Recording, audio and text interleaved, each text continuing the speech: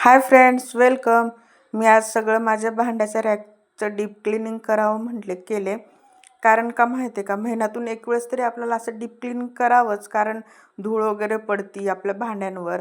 माझ्या ह्या घराला खूप खिडक्या आहेत, बाल्कनी वगैरे आहे, त्यामुळं धूळ येते. त्यामुळं सगळं क्लीन करावं लागतं. मी महिन्यातून एक वेळेस तरी करते. आणि माझ्या जुन्या रूममध्ये बघितलं असाल तुम्ही, कुठंही जागा नव्हती, खिडकीसुद्धा नव्हती, म्हणून तेवढं धूळ यायची नाही. आणि मला रॅकही नव्हता तेवढंच. माझे जे भांड्याची मांडणी आहे, भांड्याचा रॅक आहे ना, त्यावरच मला भांडे सगळे ऑर्गनाईज करून ठेवावे लागायचे. आणि मी असं रॅकवर पेपर टाकून ठेवत असते, जेणेकरून काही धूळ लागू नये आणि डबे खराब होऊ नये म्हणून. पहिल्यांदा केले होते ना, तर असेच ठेवले होते, तर माझे बरेच डबे खराब झाले होते, घाण झाले होते. म्हणलं ह्यावेळेस सगळे पेपर टाकून घ्यावेत. आणि मी गावाकडे गेले होते, तुम्हाला माहिती आहे, भावाचं लग्न होतं.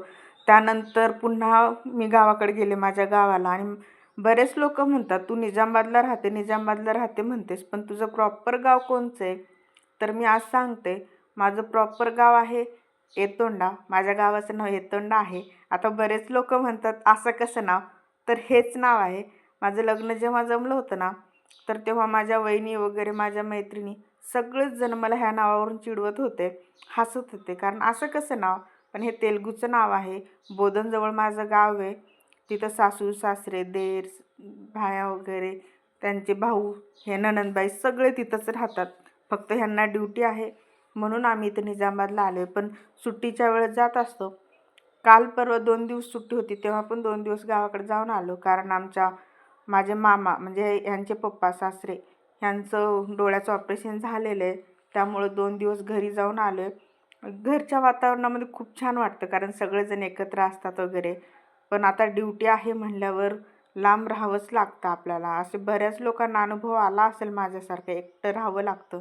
आणि एकटं राहायचं म्हटलं तर सगळं कामसुद्धा एकट्यानेच करावं लागतं आपल्याला. तसं हे माझे गिफ्ट रॅप आहेत. गिफ्ट्स खूप छान आहेत. मी आणखी यूज केले नाहीत, कारण बरेच भांडे आहेत माझ्याकडे आता. जेव्हा गरज पडेल तेव्हा काढेल, आणि जेव्हा काढेल तेव्हा तुम्हाला नक्कीच दाखवेल. खूप सुंदर आहेत त्यात. आता काही गरज नाही तर कशालाच उगाच काढून ठेवायचे, त्याच्यावर धूळ वगैरे लावायला. आणि माझं इडली पात्र घरीच होतं. माझे लग्नाचे सगळे भांडे घरी आहेत गावात आमच्या. मग आत्ता जाऊन काल गेले होते तर घेऊन आले, कारण मी बरेच दिवस झाली इडली बनवली नाही आहे. आप्पा मेकर आहे, ते आप्पेच बनवते, इडली बनवली नाही, म्हणून घेऊन आले. आणि माझ्याकडे स्टीलचे वगैरे भांडे आहेत. तसं लग्नाचा सगळा पसारा माझा गावाकडेच आहे. काल जाऊन बघून आले, खूप सुंदर वाटत होतं. मी ह्यांना म्हणले पण, कारण आता बाल्कनी आहे तर वॉशिंग मशीन घेऊयात, आणूत आपण. घरी माझ्या मामाने दिलेली वॉशिंग मशीन आहे, पण ती सज्जावरच ठेवली आणखी. पण आत्ताच तेवढी काय गरज नाही म्हणतात हे. बघू, जेव्हा आणेल तेव्हा तुम्हाला दाखवेल. आणि हे भांड्यान ठेवले ह्या पद्धतीने. आता हे काय परमनंट नाही आहे, मी सारखं हे क्लीन करत चेंज करत असणार आहे. तरी ह्यामध्ये काही कुठं काय ठेवायचं हे तुम्हाला सांगायचं असेल तर कमेंट बॉक्समध्ये सांगा.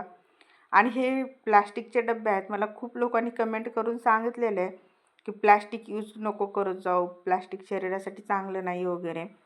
तर बरोबर आहे, पण आहेत माझ्याकडे भांडे असे सगळेच आहेत, प्लॅस्टिक, काचेचे वगैरे, स्टीलचे. आणि आपण मिडल क्लास आहोत. मिडल क्लास फॅमिलीमध्ये सगळे भांडे असणं स्वाभाविकच आहे.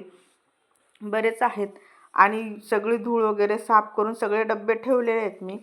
आणि फायनल लुक खूप सुंदर दिसत होता, ऑर्गनाइज दिसत होता, खूप छान वाटत होतं. तुम्हाला दाखवते आणि सांगा मला कोणाकोणाला आवडलं. तुम्हाला आवडलेलं असेल ना तर कमेंटमध्ये नक्कीच सांगा. तुम्ही जर मला कमेंट केलेत ना तर मला प्रोत्साहन भेटतो. पहिलं मला खरंच काम करायचा कंटाळा येत होता, पण हळूहळू सवय झाली. आणि आता एवढी सवय झाली की सगळं स्वच्छ आणि क्लिनिंग हवं असतं मला. फायनल लुक बघा तुम्ही, किती छान आणि सुंदर दिसतोय. आणि तुम्ही सगळे सपोर्ट करता त्यासाठी खरंच थँक्यू. आणि हा व्हिडिओ पूर्ण बघा, मी खूप मेहनत घेतली, खूप सुंदर दिसते सगळं. चला भेटू पुन्हा, बाय.